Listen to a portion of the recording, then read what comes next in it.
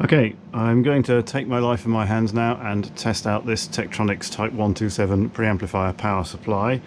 It's basically a power supply for Tektronix 1 and letter series scope plugins. I have on the top a very photogenic voltmeter which I'm going to be using to check the output voltages. It's a Hewlett-Packard counter with a 5265A voltmeter plug-in, which comes out very well on the camera, I think. And I haven't done anything to this other than check that the fan goes round and make a mains cable for it, because it has a US mains connector on the back, and I had to make an adapter, and the fan was banging on its bracket, so I bent one of the blades back. Other than that, I haven't switched it on yet, but I know the seller I bought it from had switched it on, so let's see if anything happens. It should produce various output voltages from minus 150 to plus 350 volts, so this could be exciting. I'll stick the probe in ground first of all, and we're set to 1000 volts on the voltmeter, so let's switch on. There we go. This thing has original selenium rectifiers in it, which are notorious for going off and making a terrible smell, so let's see if that happens. So far all I can smell is a bit of dust, and there's a healthy looking glow from a valve behind there.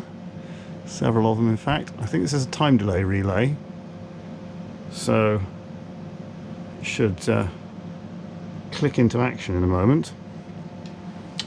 Now, I have here extender cable, which brings all the contacts out to a connector. Can't remember how the pin numbering works, but some of these pins will have 350 volts on, which is going to be exciting. So, according to this circuit diagram I have to my right, pin 9 should be minus 150, and I know that's the reference for everything else. So let's see. So 9 is over there, okay. So let's put that on there. Do we get anything? No, 1.6 volts. That's not very many, is it? Pin 10. Oh, 10 has 120 volts on. That should be 100.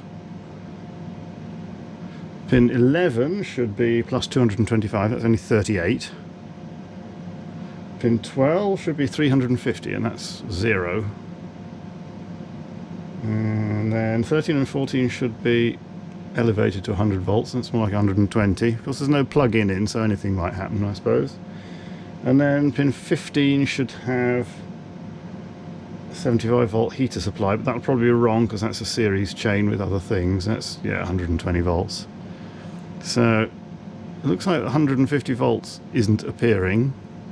We've got 1.5 volts on there. That's not enough. And on the 100 volt pin we still have 120, which is too many. 35.8 there. Did we have that before on the 225 volts? Still not enough anyway. And that's 0 on the 350 volt supply. Haven't changed any capacitors, haven't done anything. Let's give it a little longer, see if the relay will click in. It's not sounding too promising though.